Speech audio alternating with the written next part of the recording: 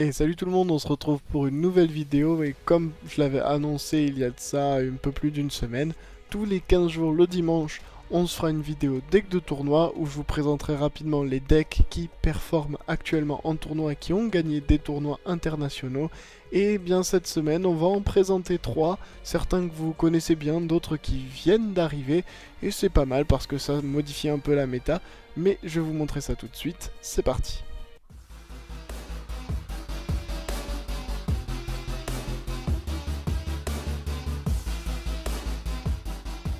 Et donc premier deck de cette vidéo, Neos Invoqué. Donc un deck qui vient d'arriver avec les nouvelles box et il a gagné donc le Duel Links Meta Weekly 92 et c'est pas n'importe qui l'a gagné, c'est Luke Tyler, un des meilleurs joueurs de la communauté. Donc il joue une decklist plutôt standard avec Raclé, 2 invocateurs, 3 veilleurs, après tout le paquet Neos évidemment avec les fusions Neos, le sauveur, les 2 Neos et les 3 Neos le Brave dans l'extra deck. En plus de ça, il joue donc les grenouilles flip-flap qui sont très efficaces parce que comme vous le savez, vous pouvez renvoyer dans la main un monstre contrôlé par l'adversaire, voire plusieurs. Et ce qui est intéressant surtout, c'est que vous ne ciblez pas et que ça ne détruit pas. Donc vous passez outre beaucoup d'effets un peu gênants et de protection qui existent dans la méta. Et en plus de ça, il joue bien, les cartes habituelles qu'on voit dans beaucoup de decks, c'est-à-dire Cyclone Cosmique pour gérer le back row, Clash, donc héritage, affrontement de l'héritage du monde parce que c'est très très fort de base, et évidemment une trappe perfide et un contrôleur d'ennemis. On passerait rapidement sur l'extra deck qui a rien de particulier au fond, avec 3 Neos le Brave, un Cocyte et un Kaliga, plutôt 2 Cocytes. Mais la particularité, la seule particularité, c'est quand on va voir le side deck où on voit tout simplement un Majlanika. Et alors pourquoi il est là? Tout simplement parce que contre la majorité des decks, eh bien il n'y aura pas de monstre terre qu'on pourra utiliser pour invoquer par fusion Majlanika. Mais si Samouraï par exemple est une exception. Et donc je pense tout simplement que Luke a mis cette carte dans le side pour la mettre dans le deck, enfin dans l'extra deck, seulement dans les match-ups où il pouvait l'invoquer. Comme ça lui a laissé de la place à côté pour 2 Cocytes qui sont clairement nécessaires. Et ensuite, dans l'extra deck, il joue également 2 autres cyclones cosmiques, donc probablement pour les decks avec beaucoup de back row comme Desperado, un clash en plus aussi parce que ça peut s'avérer évidemment très utile, et 2 golems de lave qui sont là, je pense, pour plusieurs match-ups. Ça peut être pour le mirror, mais aussi pour Ange déchu parce que c'est toujours utile de se débarrasser instantanément de 2 monstres adverses avec juste le golem de lave, en particulier dans un deck Neos qui fait plein d'invocations spéciales et n'est donc pas trop gêné par la condition du golem de lave. Et deuxième decklist, donc c'est celle de Jimmy avec laquelle il a gagné le Liga Elite Latina numéro 4, un tournoi qui est rentré à l'Official French Ranking il n'y a pas si longtemps. Et il joue donc un des decks qui commence à être là depuis un bon moment et revient, s'en va, revient, mais reste toujours compétitif en tout cas, 6 samouraïs. La version qu'il joue, comme le deck de Luke Tyler, joue la compétence raclée. Deck 6 samouraï très classique sinon, avec 3 Kizan, un Inishi, un Kizaru, 3 Fuma et un secret légendaire. En plus de ça, eh bien, on voit évidemment les 3 unions des 6 samouraïs et le dojo de Chien. 2 clash parce que c'est une carte qui est essentielle dans 6 samouraïs, c'est la carte qui l'a fait revenir en haut de la méta il y a de ça quelques mois et c'est la carte qui fait qu'il reste méta à l'heure actuelle. En plus de ça, des doubles lames qui sont très efficaces toujours dans la méta et des retours des 6 samouraïs.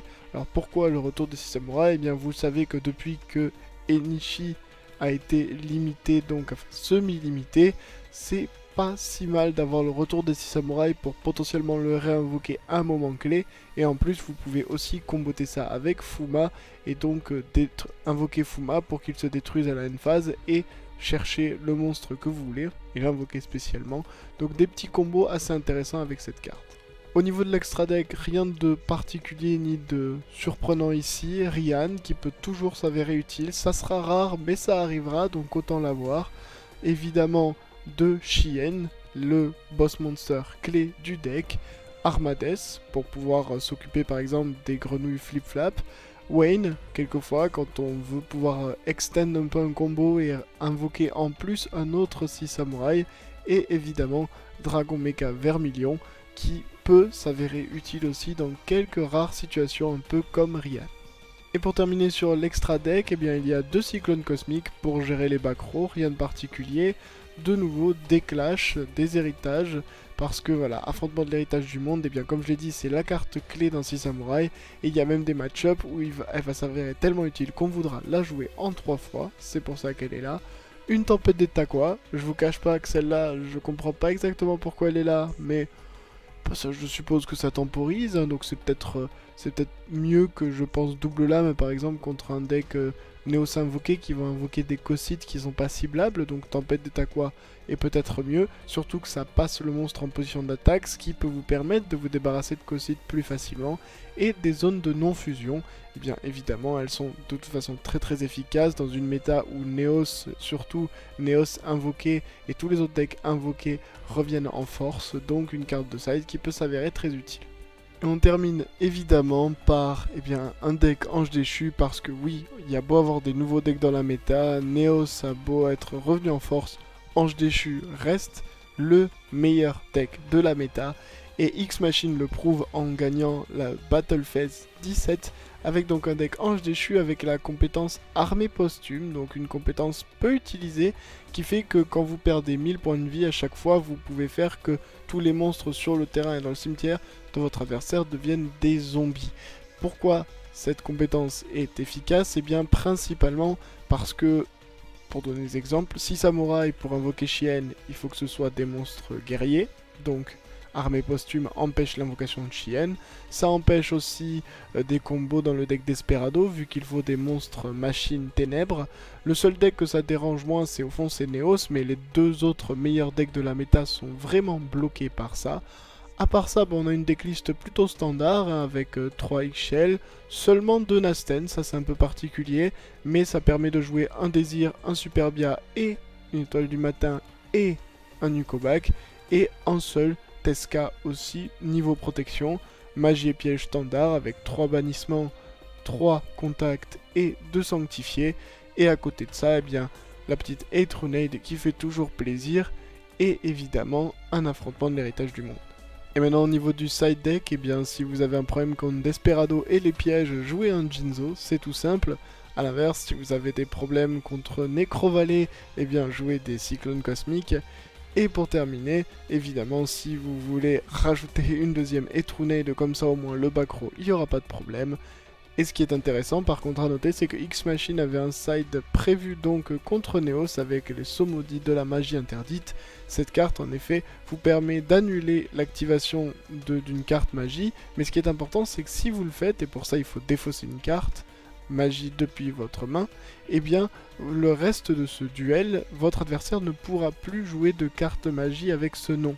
Imaginons donc que vous utilisez le Sommodi sur Néos Fusion, votre adversaire ne pourra plus jouer Néos Fusion. Si vous le faites sur Invocation, pareil, il ne pourra plus jouer Invocation.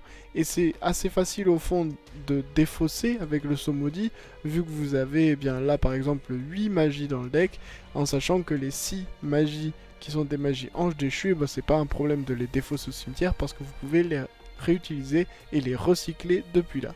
Et c'est ainsi que se termine cette vidéo, j'espère qu'elle vous aura plu, il y en aura une autre de la même manière dans 15 jours, mais en tout cas si cette vidéo vous a plu, n'hésitez pas à vous abonner, à activer les notifications, à me rejoindre sur mes différents réseaux sociaux et à laisser un petit pouce bleu, ça aide toujours énormément pour le référencement. Je vous laisse également d'autres vidéos de ma chaîne pour que vous puissiez aller voir, n'hésitez pas. C'était Ankara, and I'm out.